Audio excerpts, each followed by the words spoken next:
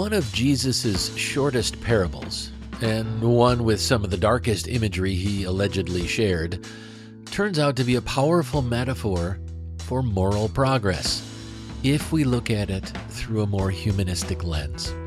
When we do that, we find ourselves asking what it really means to sort through the ideas we've inherited. And we realize that the work of sorting those ideas is work that belongs to every generation. Welcome to another bonus edition of the MTB Podcast, a segment of the weekly episode that I call Afterthoughts. This is my favorite part of these weekly presentations because it gives me a chance to dig a little deeper into something that came up during the main episode. Imagine cleaning out your parents' attic. You'd probably find family photographs, handwritten letters, treasured keepsakes, and maybe a few antiques worth preserving. But you'd also find broken appliances, outdated gadgets, worn-out furniture, and things nobody has used in decades. You wouldn't keep everything simply because it belonged to your parents, belonged to your ancestors. You'd sort through it, you'd preserve what still has value, and you'd let go of those things that no longer serve anyone. The strange thing is, we're usually much better at doing that with old possessions than we are with old ideas. Whether we're talking about sacred scriptures, national traditions, political philosophies, or even family beliefs, we often assume that age alone somehow gives them authority. But history doesn't work like that. Every generation inherits a tangled collection of wisdom and mistakes, compassion and prejudice, brilliance and plenty of blind spots. The real question isn't whether we should honor the past. The real question is whether we have the courage to separate what still nourishes humanity from what should finally be left behind. So let's dive into that in this episode of Afterthoughts.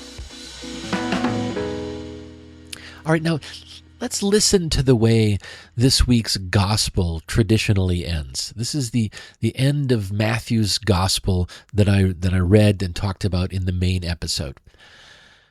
We read, "The angels will go out and separate the wicked from the righteous and throw them into the fiery furnace, where there will be wailing and gnashing of teeth." All right, for many Christians, that's the point of the parable.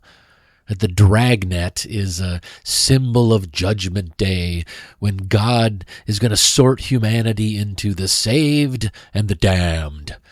Oh, it's dramatic. It's frightening. And it's exactly the part that most sermons and homilies focus on.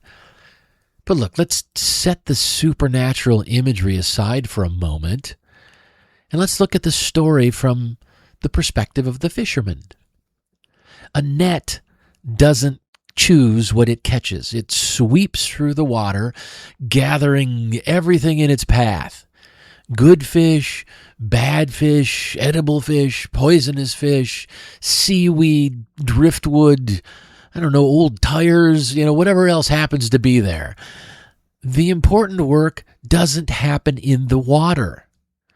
The important work happens later on the shore, where people carefully sort through the catch, keeping what sustains life and throwing away what doesn't.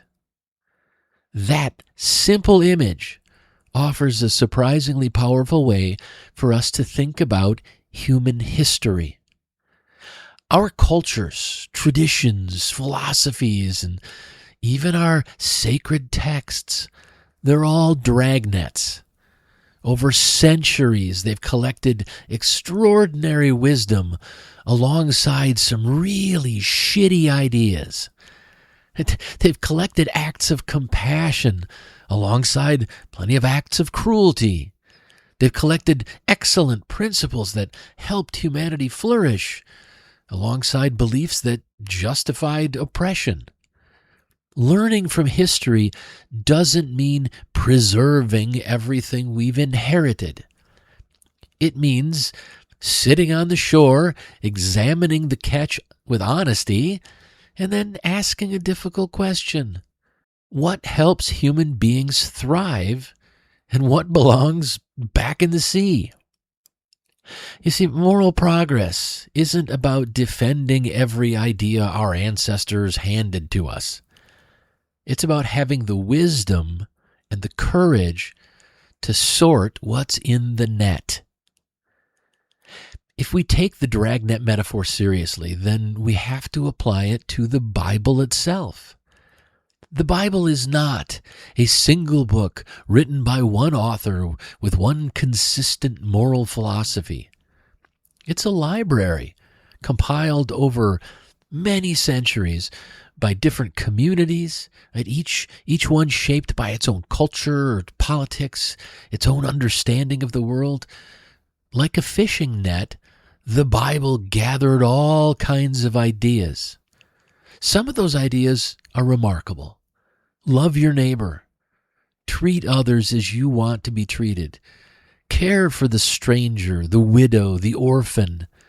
Those teachings have inspired countless acts of compassion and justice over the centuries. But the same net also caught ideas that most of us now reject.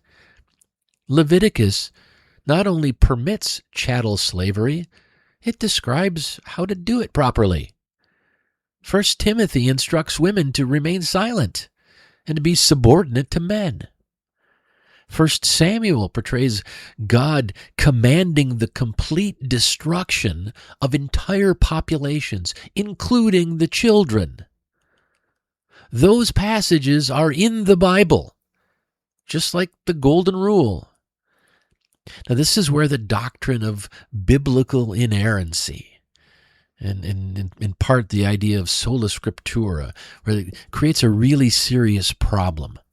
If every verse is equally timeless, equally moral, and equally authoritative, then you're forced into impossible positions.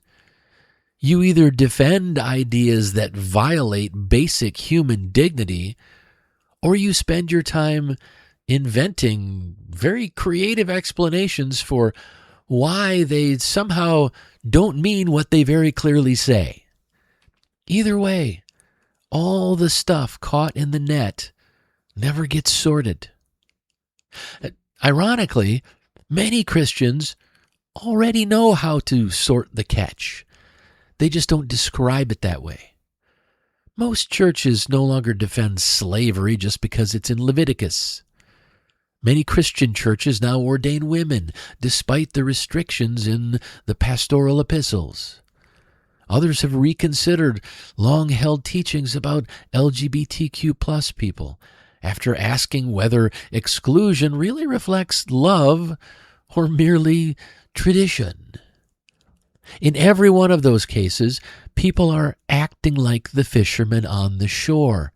They're recognizing that not everything inherited from the past deserves to shape the future. They're weighing ancient ideas against deeper ethical principles like compassion, justice, and human dignity. From a humanistic perspective, that's exactly the work that true moral maturity requires. The goal isn't to just throw away the Bible. The goal is to have the courage to separate enduring wisdom from all the cultural baggage that came along for the ride. And let's be clear, that's not a rejection of history. That's how we learn from history. Now, before my fellow humanists and atheists start feeling a little too smug, let's look at the dragnet idea in a slightly more secular context, because we're not immune to this problem either. Many of us criticize Christians for treating the Bible as if every word came straight from the mouth of God. Then we turn around and treat the Declaration of Independence and the Constitution in much the same way. The founding fathers become almost secular prophets, and original intent starts sounding suspiciously like biblical inerrancy. If someone can argue, well, the founders meant blah, blah, blah, well, the conversation is treated as if it's over. Well, that settles it. The Bible says it, so I believe it, becomes the founding fathers meant it, so we need to honor it. Now, don't get me wrong. The American founding produced some extraordinary ideas, or at least attempted to put into practice some extraordinary ideas from the time. The Declaration's claim that all people are created equal was revolutionary, even if the authors didn't fully live up to it. The Constitution's system of checks and balances is still one of history's ongoing great experiments in limiting power. Those are good fish. We should keep them. But the same net caught some deeply troubling ideas. The Constitution recognized the 3/5 compromise, reducing enslaved human beings to a fraction of a person for political representation. Women were excluded completely from civic participation. The Declaration itself referred to Native Americans as merciless Indian savages. Those ideas weren't unfortunate footnotes. They were woven into the nation's founding documents. They were part of those founding ideas. Thankfully, Americans didn't simply shrug and say, well, the founders wrote it, so it must be right. No. Instead, along the way, plenty of people worked on sorting what was in the net. After the Civil War, the 13th Amendment abolished slavery, rejecting the idea that one human being could own another.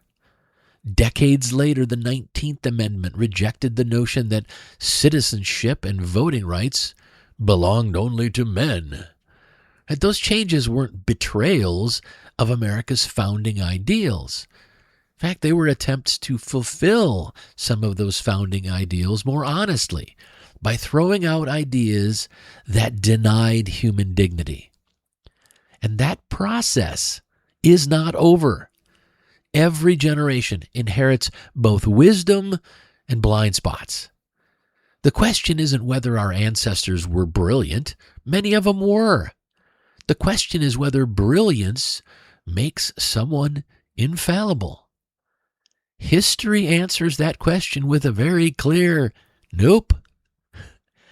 A healthy society doesn't worship its founding documents any more than it worships its sacred texts. It respects them, it studies them, learns from them, and when necessary, a healthy society corrects them. That's what mature civilizations do. They don't preserve every fish the net caught simply because it was caught a long time ago.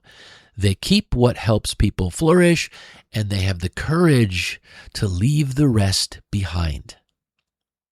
So, how do we decide which ideas belong in the bucket and which belong back in the sea? We certainly don't want every generation making up morality from scratch. But we also shouldn't assume that history naturally bends toward justice all by itself. Historians even have a name for that mistake. They call it the Whig interpretation of history. The phrase takes its name from the Whigs, a dominant British political party in the 18th and 19th centuries. According to today's historians, the Whigs suffered from a massive bias that heavily shaped their retelling of history. A big part of the Whig interpretation of history was this comforting belief that humanity is sort of riding on this automatic escalator toward greater freedom, greater equality, and more enlightenment, just up and up. And it was just natural. Just wait long enough, the thinking went, and society will inevitably improve. Legitimate history, of course, tells a much different story. For example, some democratic nations embraced fascism in the 1930s. Hell, many Americans would be fine with King Trump right now. Hard-won civil rights have repeatedly been weakened or reversed. We're seeing that in the U.S. right now. Around the world, voting rights, freedom of the press, and equal treatment under the law continue to expand in some places while eroding in others, like the U.S. Progress is not automatic. If we stop sorting what's in the net, the bad fish don't politely jump out and go back into the sea. They end up feeding and poisoning the whole community. Bad ideas have a way of sticking around if we don't throw them out. Now, that raises an obvious question. What's our standard? If we aren't blindly obeying ancient scripture or blindly following 18th century political philosophy, how do we avoid moral chaos? Well, for me, the answer is pretty simple. Keep the ideas that expand human dignity, that deepen empathy, that promote fairness, ideas that encourage curiosity and strengthen cooperation, and that protect personal integrity. Those are the ideas that help people flourish. Those are the foundational values that have always helped humanity survive, adapt, and thrive. When an ancient biblical law creates permanent hierarchies or treats some people as less than fully human, that's a bad fish. Throw it back. When an old constitutional interpretation denies equal rights because of race, sex, or some other characteristic people didn't choose, that's a bad fish. Throw it back. Now, the opposite is also true. If an idea encourages compassion, if it protects the vulnerable, expands equality, or helps people live together more peacefully, hold on to it. Those are the ideas worth passing on to the next generation. Cultural evolution isn't something that happens to us. It's something we choose. Every generation inherits the net. Every generation has to decide what belongs on tomorrow's table. So, let's return one last time to the fishermen sitting on the shore. They don't celebrate everything the net brings in. And they don't throw everything away either. They do the harder work. They examine the catch carefully. They keep what's going to nourish the community, and they discard what will bring harm. Their survival depends on making wise choices when they're sorting what's in the net. That's a powerful image for every generation. None of us starts with a blank slate. We inherit religions, political systems, family traditions, cultural assumptions, even national stories. Some of that inheritance is beautiful. Some of it is deeply damaging. Our responsibility isn't to preserve it all, but we shouldn't just reject it all either. Our responsibility is to sort it with honesty, humility, and the courage to admit that even cherished traditions can contain harmful ideas. We don't owe the past our blind obedience. We owe the future our thoughtful discernment. Whether you're reading the Bible, interpreting the Constitution, or just passing your values on to your children, the question should always be the same. Does this idea help human beings flourish, or does it diminish their dignity? If it promotes empathy, fairness, curiosity, cooperation, and integrity, then by all means, keep it. If it creates needless suffering, causes exclusion or oppression, then have the courage to throw it back. That's how moral progress happens. Not by pretending our ancestors were perfect, but by honoring their best ideas while refusing to repeat their worst ones. Every generation inherits the net. The future depends on how wisely we sort the catch. Thanks for joining me for this episode of Afterthoughts. If you want to keep up on everything I'm doing, please head over to thecodaproject.com and subscribe to my newsletter. You'll get notifications whenever I publish anything, and I'll also keep you updated on the weekly live streams of mythologizing the Bible. If you subscribe for free over at The Coda Project, you'll start receiving my publication called The Weekly Compass. This is a brief guide on a single core value. Think of it as a mini lesson plan for personal growth. It's perfect for families, students, and adults because I include discussion questions designed for each age group. As a subscriber, you'll also have access to the Guide to Kitchen Table Activism, which is a detailed resource designed to help you be politically active from your own home. The guide provides tools, tactics, and templates for you to use, and it only takes 15 minutes a week. If you care about our democracy, our country, and our world, then I encourage you to check it out. Thanks again for listening. Until next time, remember to question everything, keep what's good, and live what matters.